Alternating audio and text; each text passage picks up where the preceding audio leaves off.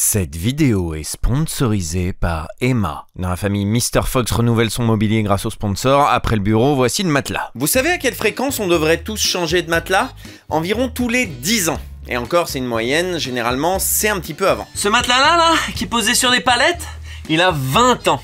Peut-être même plus. Des fois, je me demande même si j'ai pas été conçu dedans.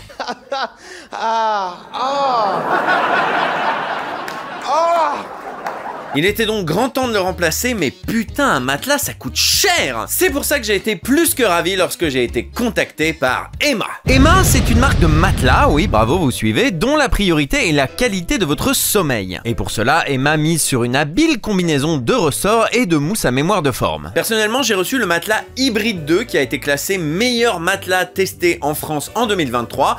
Et franchement, de ce que j'en ai testé, je dors bien dessus, je peux faire le con dessus. Bon, je vais continuer de le mettre à rude épreuve, hein, mais je m'en fais pas trop vu qu'Emma garantit ses matelas pendant 10 ans. Vous êtes circonspect?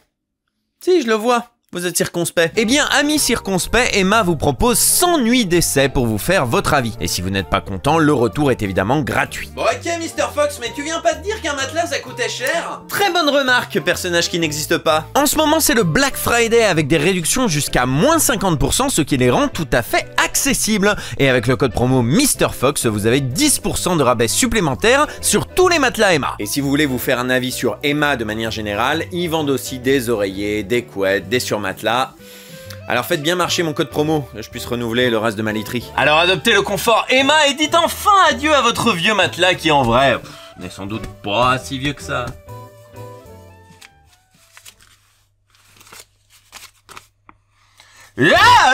Emma. Bonjour à tous. Il y a maintenant 2 ans, j'ai sorti une vidéo intitulée « Tout sur le doublage ». Elle reprenait plusieurs grandes questions de mon ancien format, la FAQ du doublage, en réactualisant parfois certaines réponses, le tout à travers une structure pour éviter le côté vrac des anciennes vidéos. J'ai voulu ce format imposant, certes, mais répondant aux questions les plus fréquemment posées par ceux qui veulent en savoir plus sur ce drôle d'univers. La vidéo vous a pas mal plu malgré son côté rediffusion, j'ai donc le plaisir de vous annoncer un nouvel épisode de ce format dans lequel vous saurez tout, mais alors vraiment tout sur le doublage.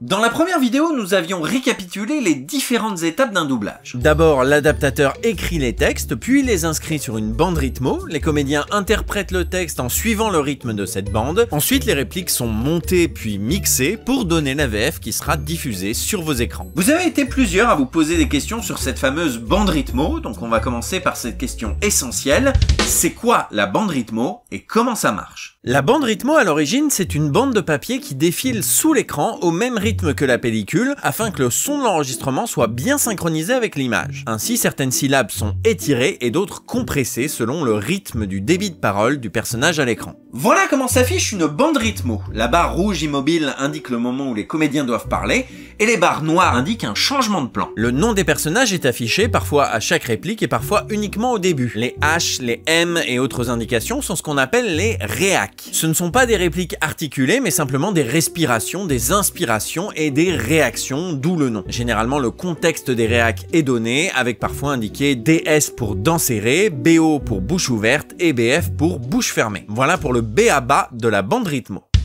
Comment prépare-t-on une bande rythmo? 3 étapes pour préparer une bande rythmo. D'abord, la détection. Cette étape consiste à noter les différentes formes de bouche des personnages du film, ce qu'on appelle les phonèmes, et de les noter pour que l'adaptateur-traducteur ait toutes les cartes en main pour écrire des dialogues bien synchro. Ensuite, l'adaptation. Bon, vous commencez à connaître cette étape, en se basant sur le texte original et sur la détection, l'adaptateur-traducteur concocte un texte aux petits oignons. Et enfin 3, la calligraphie. Évidemment, cette pratique tire son nom de l'époque où la bande rythmo défilait sur une bande de papier ou de plastique, mais bon, le nom est resté avec le temps. Comme son nom l'indique, une personne qui écrit lisiblement de préférence écrit sur une bande le texte de l'adaptateur en allongeant ou écrasant son écriture selon si le personnage parle rapidement ou non. Il y ajoute les aspirations, les respirations, les gémissements, etc. Cette branche du métier s'est depuis informatisée, mais le principe reste aujourd'hui inchangé. Et voilà, on a une jolie bande rythmo. Bon, ça c'est la manière dont le métier fonctionnait jusqu'au milieu des années 2000. Aujourd'hui, c'est de plus en plus rare. En effet, il arrive de plus en plus souvent qu'on demande à l'auteur-adaptateur de réaliser toutes les étapes, la détection, l'adaptation et la retranscription sur la bande rythmo. 3 étapes bien distinctes qui demandent chacune leur qualification et les adaptateurs ne sont pas toujours formés à cela,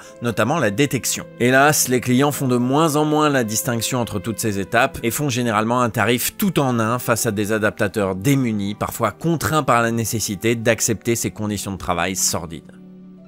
Bon là, je noircis sans doute un peu le tableau, il existe encore des clients honnêtes qui font réaliser la détection par un détecteur de profession avant de confier le tout à l'adaptateur. Mais ne nous voilons pas la face, vu la masse toujours plus importante de contenu à doubler, la tendance générale est à l'économie, aux grandes dames des premiers concernés.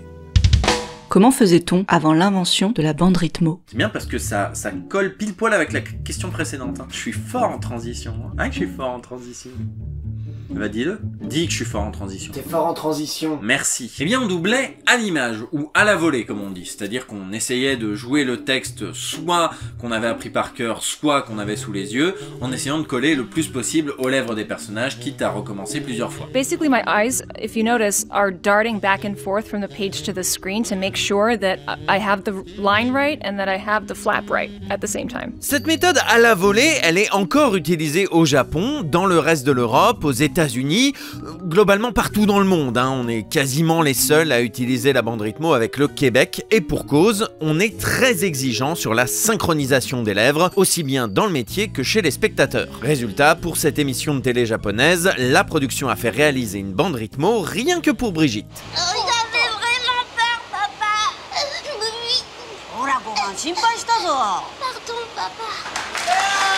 Bon, cela dit, il convient de rappeler que la bande rythmo, qui a été inventée par Charles de la Commune, date de 1933. À l'époque, c'était la bande de papier, et si petit à petit tout s'est modernisé et informatisé, le procédé en lui-même n'a pas changé depuis.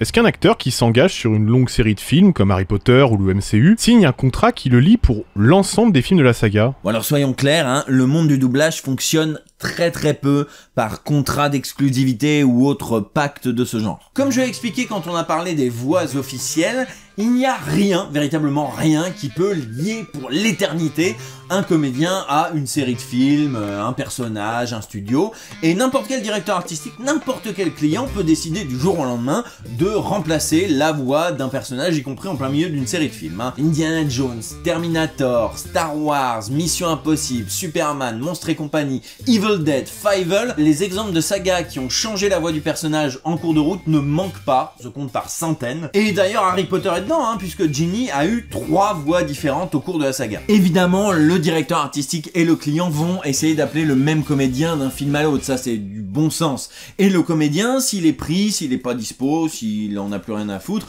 peut totalement décider de refuser le rôle, il n'y a rien qui l'y oblige. Maintenant, il arrive parfois que certaines voix très reconnaissables, du genre la voix de Bruce Willis ou la voix de Johnny Depp, demandent un bonus forfaitaire, ce qu'on appelle un gré à gré, en plus du salaire habituel. Ils profitent un peu de leur situation de force parce qu'ils savent que le public va les identifier comme la voix française de. Ce qui n'interdit absolument pas au directeur artistique et aux clients de l'envoyer chier bien comme il faut et de prendre quelqu'un d'autre, quelqu'un de moins cher. Et les exemples ne manquent pas, hélas. On peut bien sûr penser au cas très médiatisé de la dernière saison de Friends, mais il y a aussi des changements plus discrets comme celui de Joel Zaffarano, voix française de Wolverine pendant 7 films, qui a été remplacé par Jérémy Covillo, d'abord sur Logan, puis dans Deadpool et Wolverine. Rajoutons à cela le fait que, à part dans quelques pays éloignés et fort peu civilisés, il est interdit d'enchaîner un enfant à quoi que ce soit, y compris à une série de films. Donc même si j'ai pas de réponse précise concernant la saga Harry Potter, qui c'est vrai a été conçue comme une série de films dès le départ, le cas de Ginny Weasley et les contre-exemples dans des sagas comme Star Wars ou Hunger Games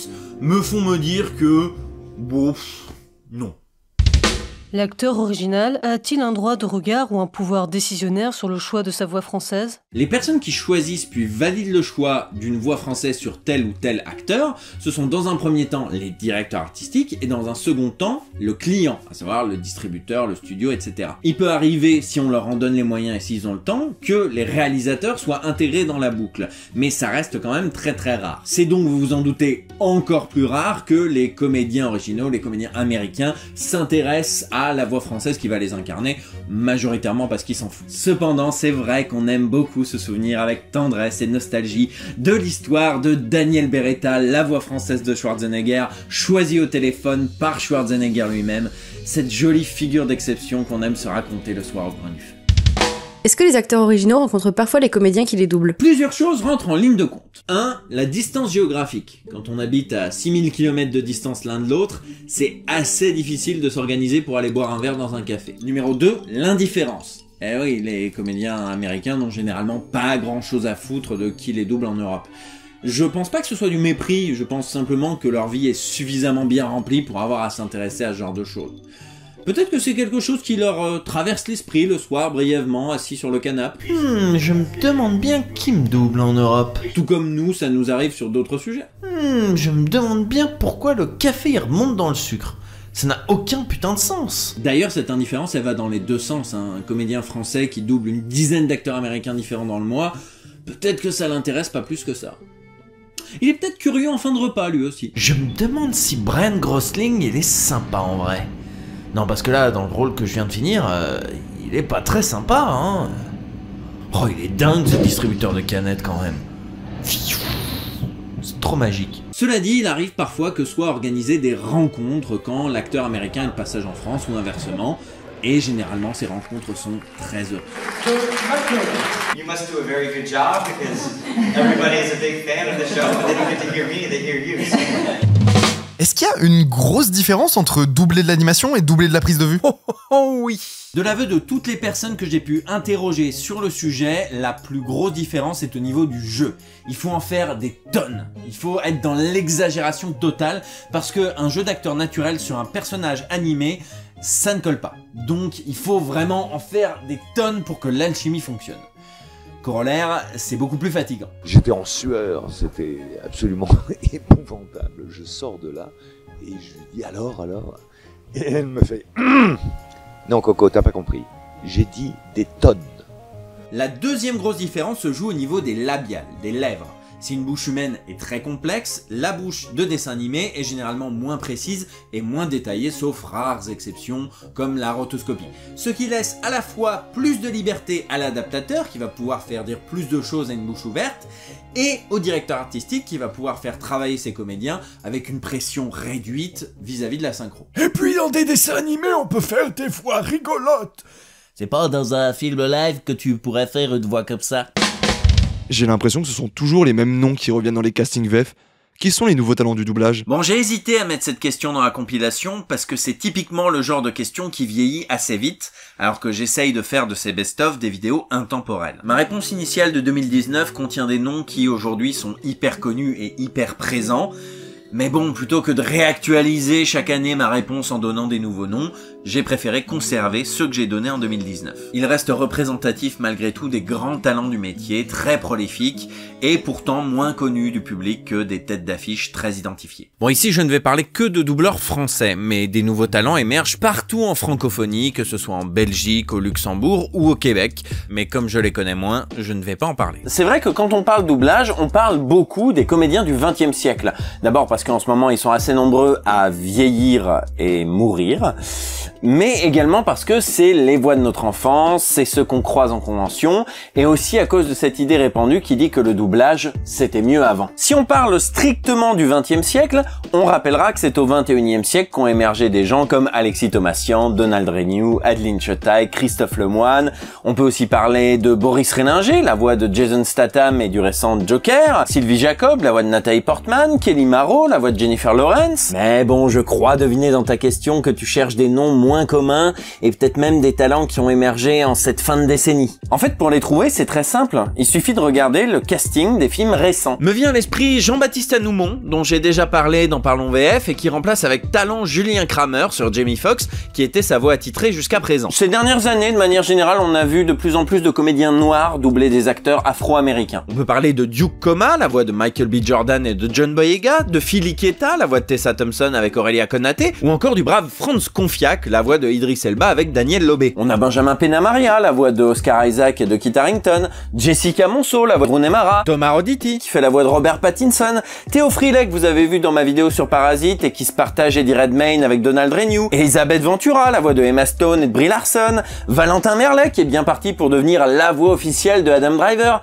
Et ça, c'est pour pas parler de ceux qui sont déjà un petit peu installés, comme Adrien Antoine, Alice Orsa ou Anatole de Bodina. On peut aussi parler de ceux qui jusqu'à maintenant n'avaient pas beaucoup de rôles sur des 35, des films cinéma, comme Nessim Guetta, que j'ai connu dans mon adolescence comme voix française de Kaiba dans Yu-Gi-Oh! Mais ma prochaine carte sera le 3e dragon blanc aux yeux bleus.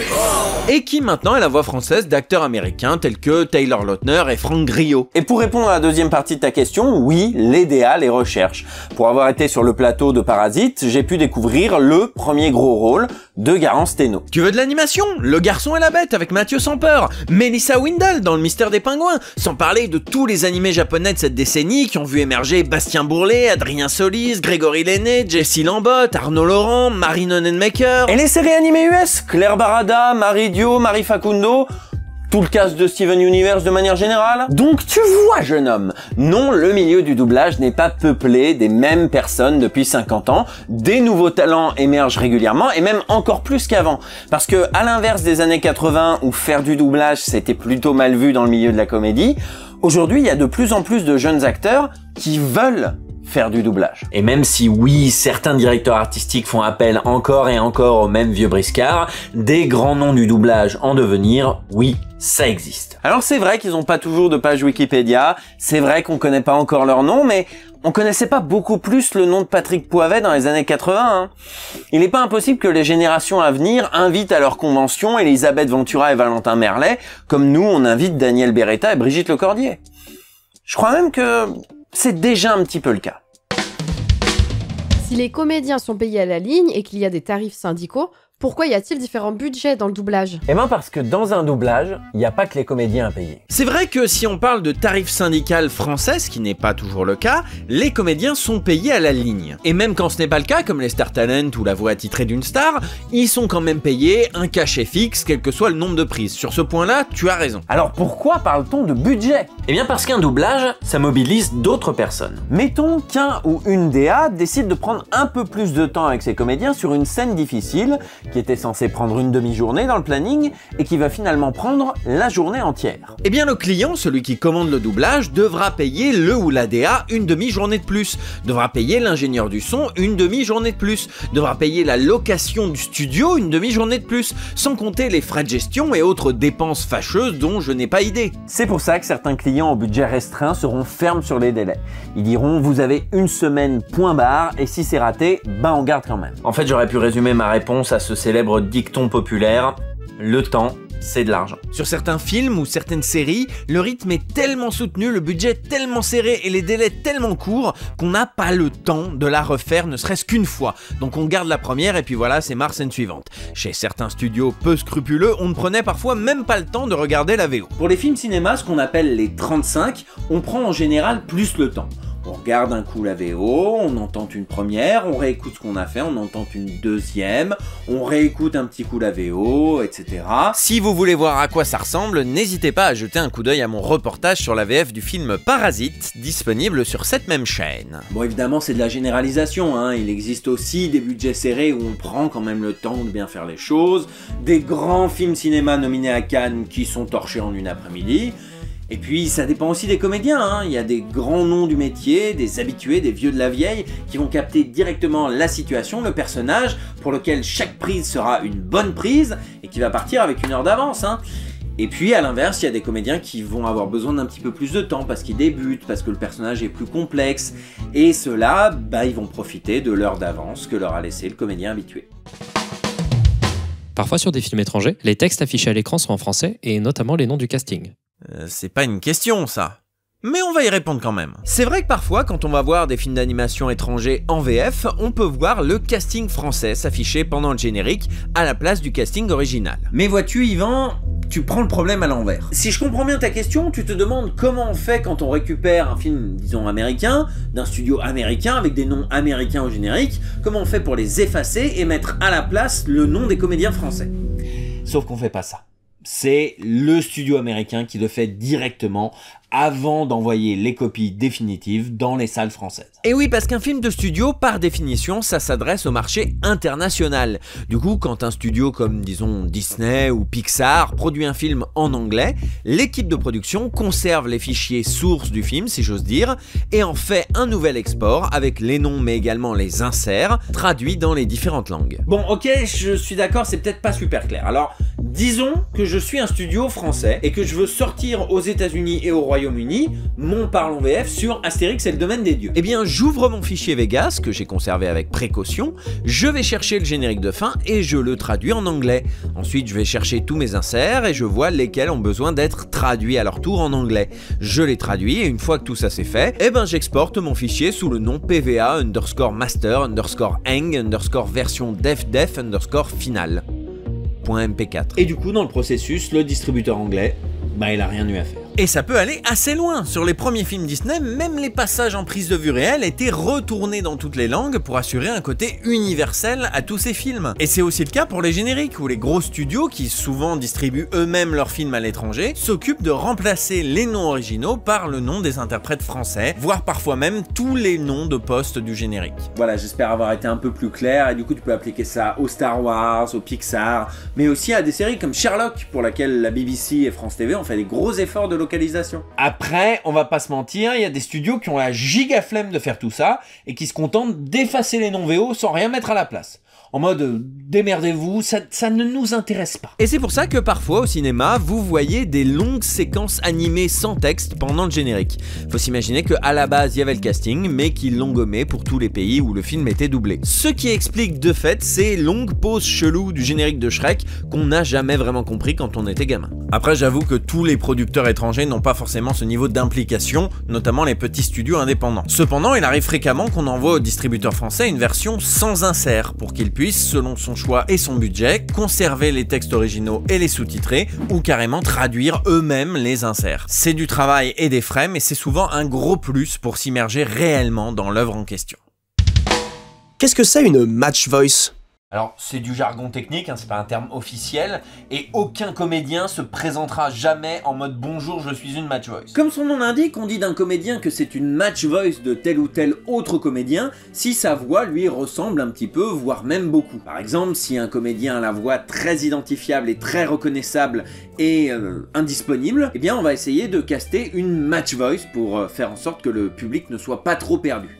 En gros, c'est une doublure du doublage. Par exemple, quand ils étaient encore gamins, Donald Renew et Alexis Thomasian étaient leurs match voice respectives, et il n'était pas rare que l'un remplace l'autre temporairement et vice versa. Il arrive aussi qu'une match voice, comme Nathalie Bien-Aimée qui a remplacé ponctuellement Joel Guigui sur le personnage de Bart Simpson, ne devienne par la force des choses la nouvelle voix officielle du personnage. On peut aussi parler des match voice chantés, c'est-à-dire les chanteurs professionnels au timbre proche du comédien de doublage qui interprète le personnage, et qui va chanter à sa place si celui-ci est peu inspiré, quelle que soit la raison. Et puis il y a aussi les remplacements de voix iconiques dus au décès du comédien ou de la comédienne. Et lorsque ça arrive, on cherche généralement une voix assez proche de celle d'origine pour que le public ne soit pas trop déstabilisé. C'est notamment le cas de Jean-Claude Donda qui a repris la plupart des rôles de Roger Carrel, dont il imite plutôt bien la voix. Mais il faut bien l'avouer, les match voice c'est souvent une occasion pour un client de se débarrasser d'un comédien, soit parce qu'il demande trop cher, soit parce qu'il s'entend pas bien avec, etc. On peut citer deux exemples bien connus du monde du jeu vidéo, Uncharted 3 et South Park, l'Annale du Destin. Pour Uncharted 3, Sony et le studio de la marque Rose ont dans un premier temps cherché à remplacer José Lucioni et Bruno Choel, qui doublent respectivement Sully et Nathan Drake, parce qu'ils avaient demandé une revalorisation de salaire, sachant qu'ils avaient été payés au tarif syndical pour les deux premiers opus. La marque Rose est donc partie à la recherche d'une match voice pour ces deux comédiens. Mais face à la grogne des spectateurs, combinée à une certaine solidarité du métier, plusieurs possibles remplaçants ont refusé le rôle, Sony a finalement accepté les conditions des deux comédiens qui ont donc repris leur personnage. Ce qui n'est pas le cas de South Park, l'Annale du Destin. Un peu avant la sortie du jeu, son éditeur Ubisoft avait déclaré en grande pompe que le jeu bénéficierait des voix françaises officielles de la série. Mais à la suite d'un désaccord de contrat, Ubisoft a fait machine arrière et informé le public d'un changement d'équipe. Sauf que South Park a un doublage assez iconique, notamment sur le personnage de Cartman. L'éditeur a donc demandé aux comédiens remplaçants d'imiter autant que possible les voix françaises d'origine. Quand on a inventé nos super pouvoirs, il était genre « Oui, moi je j'ai le pouvoir de tout faire. Vous trouvez que c'est juste, putain? Il voulait vraiment du match voice. A tout casser. C'est venu en Belgique, il y a eu casting, il y a eu match voice, il y a eu plusieurs tours, il a fallu un peu se transformer. Écoutez, réécoutez, j'avais tout le temps la voix de... William Corrin. L'homme cerf-volant d'un autre univers se trouve derrière cette porte. Je peux pas le combattre, pour des raisons évidentes. T'imagines bien. Distorsion d'univers parallèle et tout le tout-team.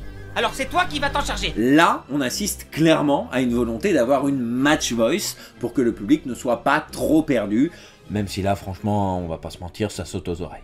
C'est des choix de prod. Nous, on fait le travail et on fait du mieux qu'on peut pour pas décevoir le public. Mais personne ne croit qu'on a voulu faire mieux. Je vais pas cacher ça, le public est pas dupe. Et d'ailleurs, il l'a entendu et on en a été incendié, quoi. $100 de récompense. Tu sais ce que ça pourrait représenter pour notre franchise de super-héros? Il a l'air vieux, ce chat. Peut-être qu'il est mort dans une gouttière et c'est tout. Comment ils sont doublés, les documentaires? Tu sais, avec la voix française qui parle par-dessus la VO et qu'on entend encore un peu... Tu vois ce que je veux dire? Ouais, je vois très bien le genre. Ça s'appelle le voice-over. C'est une question intéressante et c'est vrai que c'est une méthode de doublage pas très connue. Du coup, je vais en profiter pour répondre à toutes les questions que vous pourriez vous poser sur cette méthode. Comme ça, c'est fait. D'abord, comment est-ce qu'on décide si on diffuse un documentaire en sous-titré ou en voice-over? Eh bien, comme souvent, ça dépend du diffuseur. Si le film est diffusé au cinéma, sur un site de SVOD ou bien édité en DVD, il est plus que probable que ce documentaire ne sera que sous-titré. Et encore, Warner a mis des années avant de daigner sous-titrer ses bonus et ses commentaires audio. Bande d'enfoirés, va. I was in Paris with my wife at Jodorowsky's house and having dinner. And very late into the evening, he goes, if I wanted to see Dune. En revanche, si le documentaire doit être diffusé à la télévision, que ce soit dès le début ou bien par la suite, il est plus que probable qu'une version doublée sera produite pour l'occasion. Très tard dans la soirée, il m'a demandé si je voulais voir Dune. J'ai répondu, j'ignorais que tu l'avais tourné.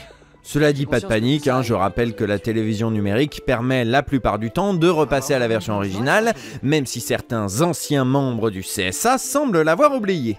Comment se déroule un doublage en voice-over? Eh ben, c'est beaucoup moins rigolo qu'un doublage de film. En voice-over, on n'a pas la contrainte de la synchro, donc on travaille en général pas sur bande rythmo, sur un logiciel pour caler vraiment les mots sur les mouvements de bouche et tout ça. Donc on travaille sur un fichier Word, les traducteurs en général. On rend donc un document qui va être simplement imprimé pour l'enregistrement. Il y a une cabine où est enfermé le comédien, si je puis dire, enfin une cabine bien insonorisée d'enregistrement. Il est là avec son pupitre et ses feuilles imprimées. L'image défile avec les timecodes. Et puis en dehors de la cabine, il y a un ingénieur du son et parfois un directeur artistique, ça dépend s'il y a du budget ou pas. S'il y a du budget, il y a à la fois un ingénieur du son et un directeur artistique. Enfin, c'est assez simple comme dispositif et c'est beaucoup moins spectaculaire et beaucoup moins amusant qu'un enregistrement de doublage. Mais dis-moi, Mr. Fox. Oui, Mr. Fox. Comment ça se fait qu'on double les documentaires comme ça et pas comme on double de la fiction?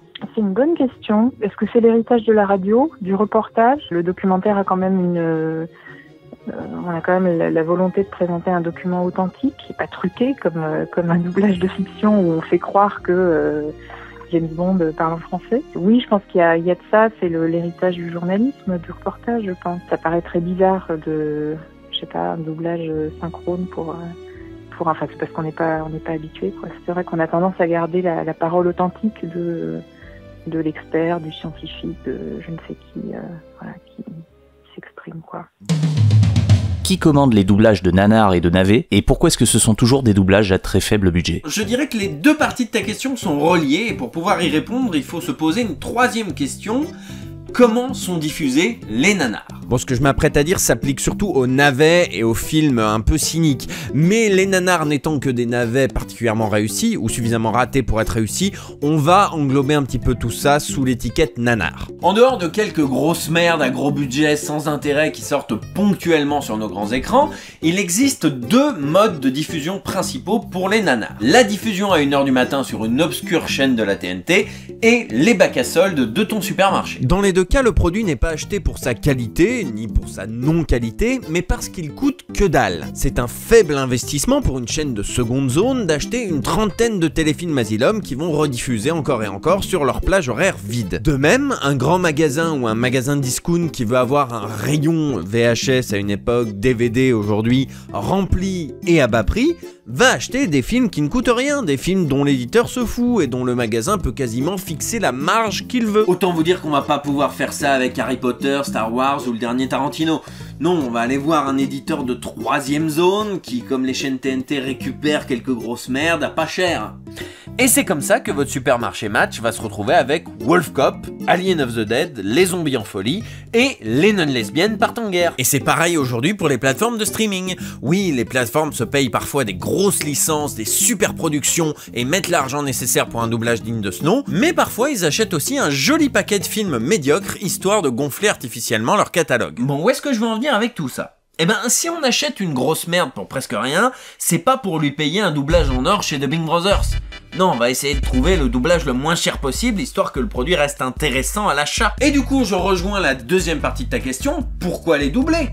C'est vrai, les sous-titrés coûteraient moins cher. Bah oui, mais c'est pas du tout le goût du public cible, ça. Que ce soit la TNT ou les bacs à soldes. Le gars qui allait à une époque dans son supermarché Mammouth pour acheter une VHS à 5 francs et qui aujourd'hui scrute le bac à soldes de Lidl, c'est pas pour profiter de la performance originale de l'acteur, c'est pas pour suivre l'histoire en lisant les sous-titres. À vrai dire, c'est même pas pour le film le plus souvent. Non, c'est au mieux pour rigoler avec des potes en buvant des bières, au pire pour avoir un fond sonore en faisant la vaisselle. Donc s'il voit qu'il n'y a pas de VF sur le DVD, eh ben il va directement tourner les talons en se disant qu'il a pas envie de regarder ce film sérieusement. Et c'est pareil pour le gars qui va tomber sur un nanar sur NT1 après le téléfilm érotique Emmanuel contre les Chevaliers de la Table Ronde. Ça va lui servir de fond sonore pour s'endormir, éventuellement pour rigoler un peu s'il a pris un pétard un peu tassé et que dans ces cas-là on s'en fout un peu de ce qu'on regarde. Mais il est absolument pas en état de lire les sous-titres. Donc ça l'intéressera beaucoup moins. Tu l'auras compris, les nanars servent généralement de bouche-trou, que ce soit à la télé ou dans les bacs à soldes. Et c'est typiquement le genre de programme qui a besoin d'une VF pas chère. En parlant de nanar, est-ce qu'une VF de nanar doit être aussi mauvaise que le film, ou au contraire, doit-elle essayer de limiter les dégâts? Alors là, on tombe dans un débat un peu complexe. C'est vrai qu'un film qui respire déjà l'échec par tous les pores de la péloche peut tout à fait être sublimé par une VF totalement ratée. Cela dit, si on regarde des doublages comme ceux de Jaguar Force ou Gabriel Knight, pour citer un jeu vidéo, on se rend compte que ce doublage n'est pas volontairement raté. J'allais en parler au commissaire Lébert, lui poser des questions. Par exemple, pourquoi les poils trouvés sur les lieux du crime sont roux alors que ceux des loups du zoo sont gris? Comme pour les nanars eux-mêmes, on sent derrière ces doublages des gens qui soit débordaient d'envie de bien faire, mais ont été bloqués pour des raisons de temps ou d'argent, soit sont dans le déni total et sont persuadés d'avoir accouché d'un truc correct. Les VF volontairement ratés par une équipe douée mais cynique, c'est quand même beaucoup plus rare. Et ça rend pas toujours service au film, notamment quand l'équipe juge que c'est un nanar alors qu'en fait c'est un chef-d'œuvre incompris. Ça arrive. Maintenant, de là à dire que les VF ratés de nanar sont des bonnes VF, il n'y a qu'un pas que je te laisse le soin de franchir tout seul. Comment ils sont doublés les films X? Les doubleurs, ils doublent leurs orgasmes? Eh ben oui, parce que c'est des comédiens. C'est précisément leur travail. Bon, pour parler plus sérieusement et un peu moins bougon, j'ai jamais assisté au doublage d'un film érotique. En revanche, j'ai déjà assisté au doublage de scènes érotiques dans un film classique. Et ben, ça se double comme les autres scènes. On devrait arrêter.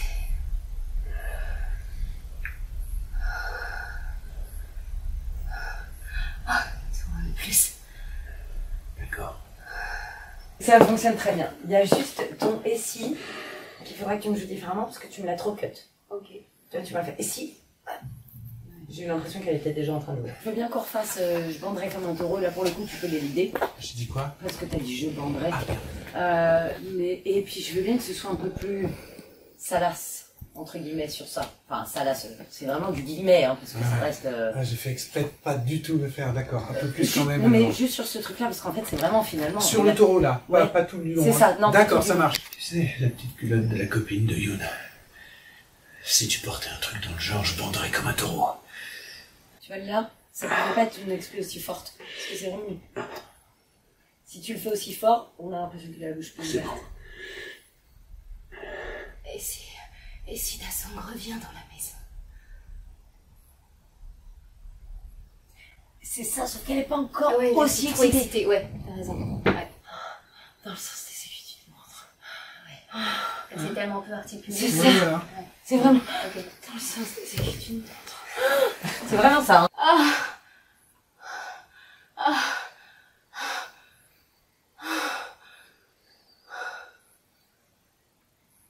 Ok, super, on passe à la suite. Donc comme tu le vois, oui, un orgasme, ça se simule très bien.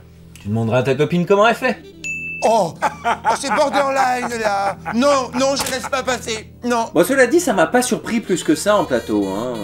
Un comédien, il doit jouer différents types de situations, quelles qu'elles soient. Hein. Et si tu regardes un making-of ou un bêtisier d'un film classique, bah tu verras qu'il y a une prise, une autre prise, quelques fous rires, des indications de jeu, comme les autres scènes, quoi.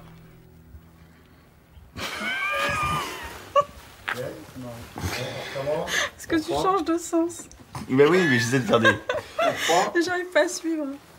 Pour boucler un petit peu la boucle, et puisque tu parlais du doublage de films spécifiquement érotiques, ben ça se double comme les autres films. D'ailleurs, plusieurs pointures du métier m'ont confirmé avoir démarré sur des doublages de films pornographiques. J'ai fait 10 ans de théâtre en jouant avec plus ou moins de bonheur des pièces. Et j'avais pratiquement jamais fait de cinéma. Et c'était dans une comédie érotique. Et c'est comme ça que j'ai abordé le cinéma dit érotique.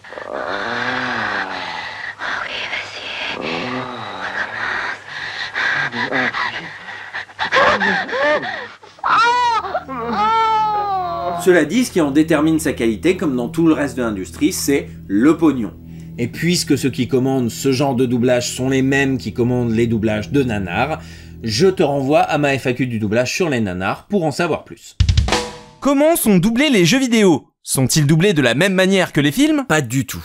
Genre, vraiment pas du tout. Lors du doublage d'une série ou d'un film, l'image apparaît à l'écran de façon plus ou moins détériorée et les comédiens ont un texte à interpréter au rythme d'une bande qui défile, la bande rythmo. Bon, je vous l'ai expliqué en début de vidéo, donc à moins que vous ayez vraiment une très mauvaise mémoire, vous devriez vous en souvenir. Lors d'un doublage de jeu vidéo, le comédien n'a pour ainsi dire rien. Rien, zéro, nada, podzob, walou, que dalle. Il n'a pas de bande rythmo, il n'a pas de contexte dans lequel la phrase est dite, il n'a généralement aucune image du jeu, quelques croquis préparatoires grand maximum. Le comédien a une liste de fichiers qu'il doit retranscrire en français avec pour seule indication ça.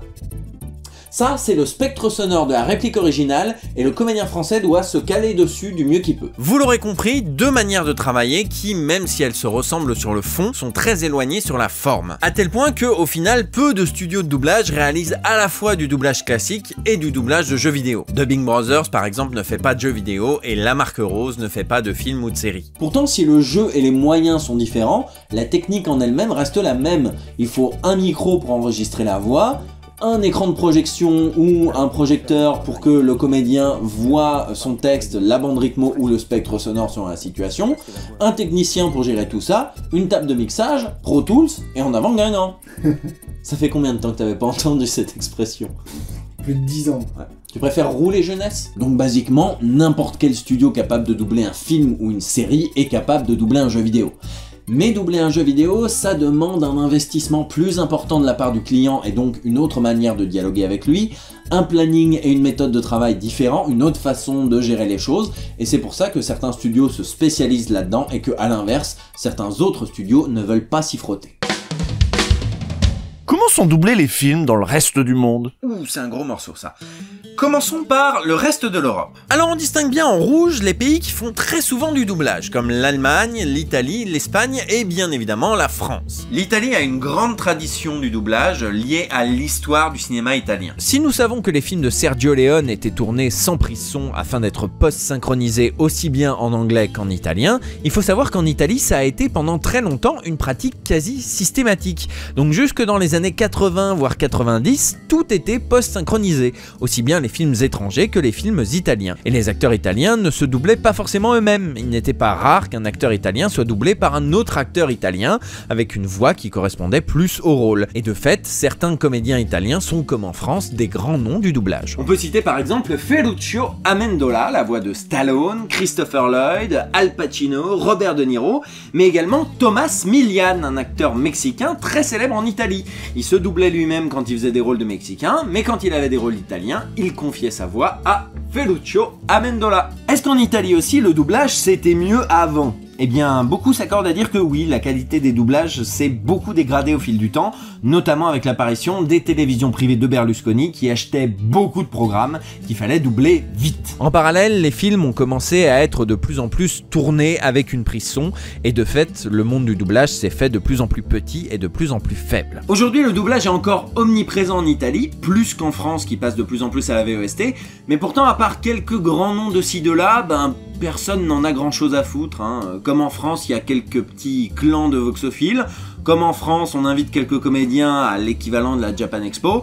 Mais à part ça, c'est tout. L'Espagne, de son côté, est une grande consommatrice de cinéma étranger, et notamment en français, et double tous ses programmes étrangers à sa sauce, au point où les pays d'Amérique latine réalisent un deuxième doublage hispanophone qui leur correspond mieux, comme le Québec le fait avec nous. L'Allemagne, quant à elle, est connue pour tout doubler, y compris les programmes qui ne s'y prêtent pas toujours. Les doubleurs allemands, les Synchronsprecher, sont suffisamment connus pour être mis en avant pendant la promotion des dites œuvres, et les sections synchronisation sur les pages Wikipédia allemandes sont souvent assez imposante. À côté de ça, on distingue très nettement les pays en bleu, qui en dehors des programmes pour enfants, préfèrent sous-titrer films et séries plutôt que de les doubler. C'est le cas notamment de toute l'Europe du Nord, le Danemark, la Norvège et la Finlande, des pays dont la langue nationale est peu parlée dans le monde et qui ont plus la nécessité, si j'ose dire, de parler l'anglais. On note aussi la présence du Royaume-Uni, présence à relativiser néanmoins. Étant donné qu'une immense partie de ce qu'on double dans le monde est anglophone, les œuvres culturelles de leur langue natale sont beaucoup plus importantes que le reste, donc ils n'ont pas besoin de doubler les quelques œuvres en langues étrangères qu'ils daignent importer. Les pays assurés en bleu et rouge sont des pays qui récupèrent le doublage de leurs voisins, mais qui n'en produisent pas spécialement pour leur marché. C'est le cas de la Belgique, un pays profondément bilingue, mais aussi de la Slovaquie. Enfin, en jaune, ce sont les pays de l'ex-URSS, comme la Pologne, la Roumanie ou la Lituanie. Pour des raisons de budget, les œuvres étrangères diffusées dans ces pays ont pendant longtemps été doublées en voice-over, dont nous avons parlé un petit peu plus tôt dans la vidéo. C'était donc un seul comédien ou une seule comédienne, parfois deux, qui traduisaient en temps réel les répliques des personnages. Ty mi naprawdę odmawiasz, co? Ja jestem z Notting Hill, ty z Beverly Hills. Znacie cały świat.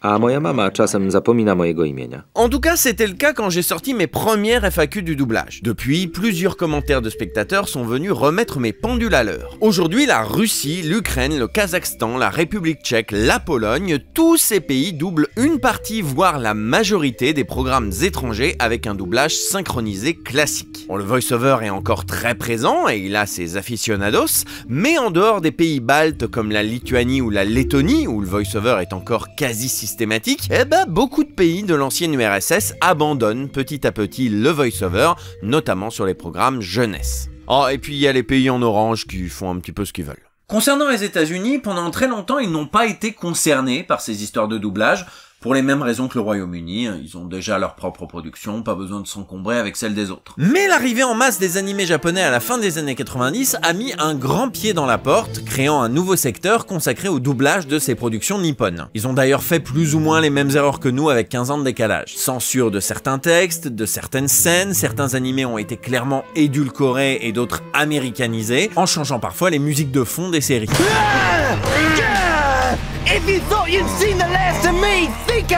On se moque beaucoup de nos génériques Bernard Minet des années 80, mais les États-Unis ont eu le même genre d'ânerie à endurer.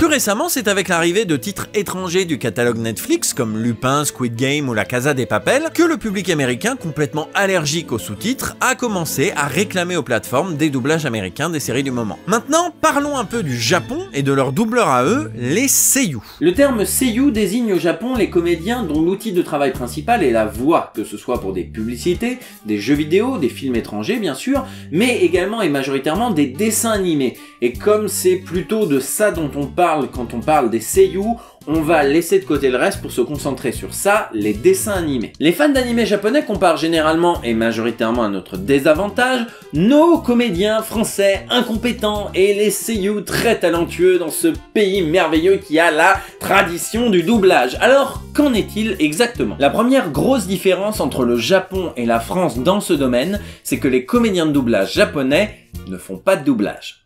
Et ça, c'est quand même déjà une sacrée grosse différence. Parce qu'au final, c'est quoi doubler? Si on prend la simple racine du mot, dans doubler, il y a double, deux. Le doublage, c'est interpréter pour la deuxième fois un personnage qui a déjà été incarné par un autre comédien. C'est retranscrire le plus fidèlement possible la première incarnation d'un personnage. Au Japon, ce que vous appelez doubler, c'est la première prise.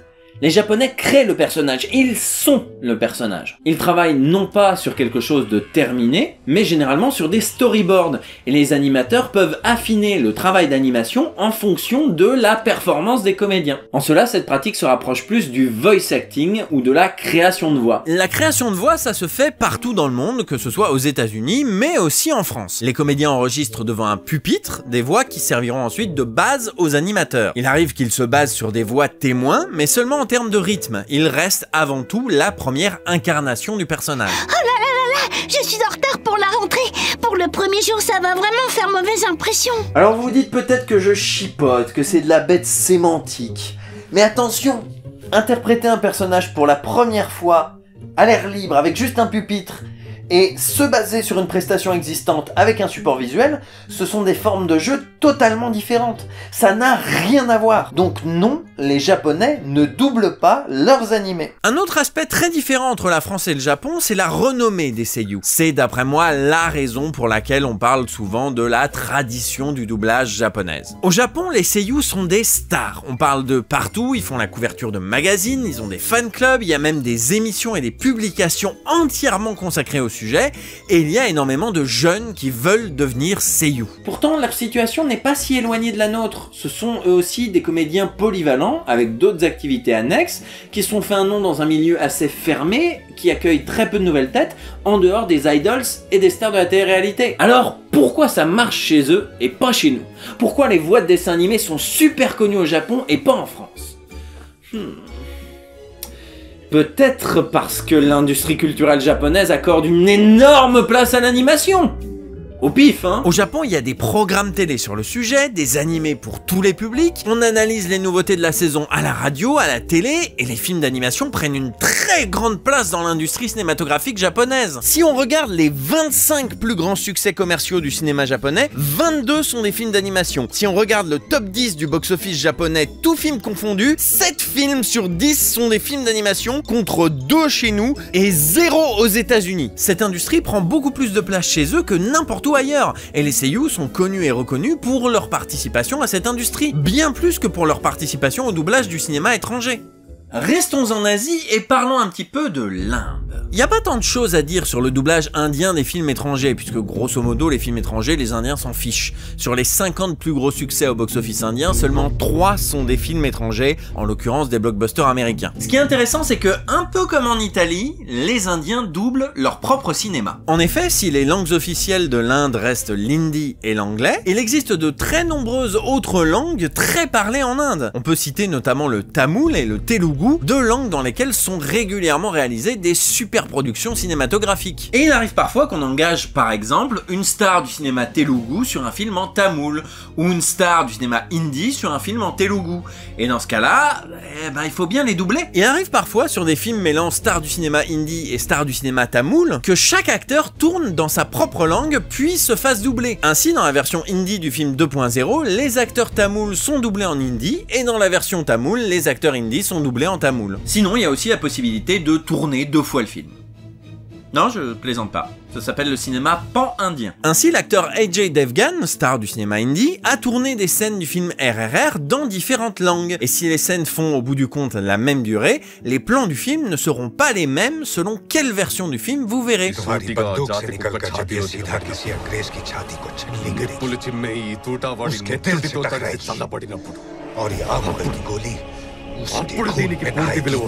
Pour conclure, il y a un point qui distingue le doublage français de tous les autres doublages du monde.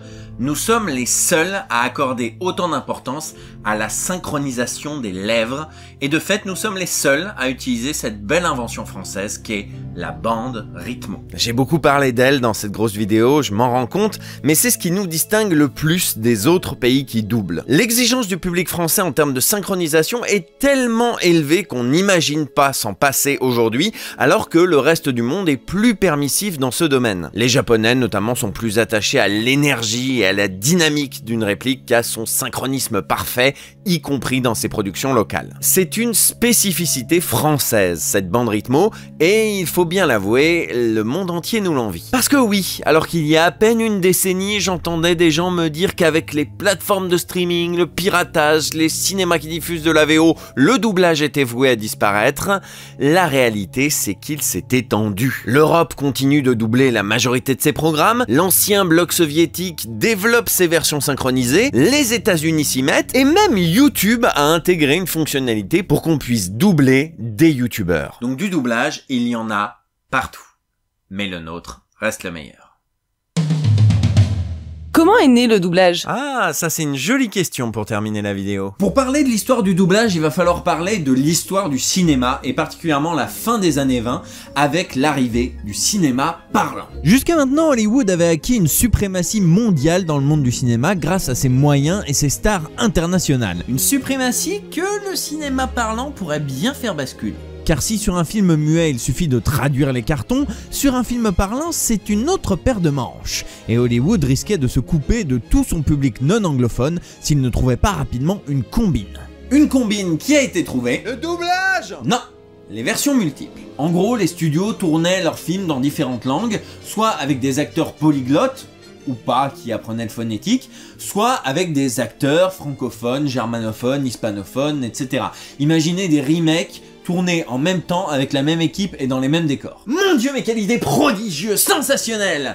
Sauf que ça coûte un bras. Eh oui, multiplier le temps de tournage et le cachet des acteurs par 3 ou 4, c'est pas bon du tout. En parallèle, un certain Edwin Hopkins avait inventé la technique du dubbing, qui consistait à faire doubler des stars à la voix dégueulasse par des voix plus jolies. C'est d'ailleurs le cœur de l'intrigue du film Chantons sous la pluie, si vous ne l'avez pas vu, je vous le recommande. Une technique qui marche bien, et dont entend parler un certain Jacob Carroll, un Allemand responsable des versions multiples allemandes de certains studios. Les deux idées combinées donneront le doublage étranger.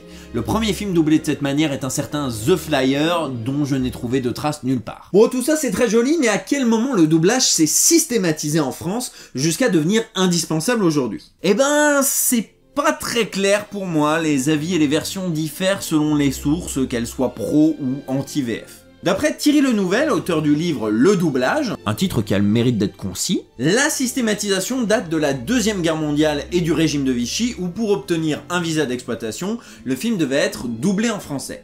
Mais le livre de François Justamant, Rencontre autour du monde du doublage, lui parle d'une loi de 1947, qui date donc d'après le régime de Vichy. Bon, dans tous les cas, c'est autour des années 40 que ça s'est fait, à une époque où, que ce soit avant, pendant ou après la guerre, on avait plus que jamais besoin de communiquer clairement.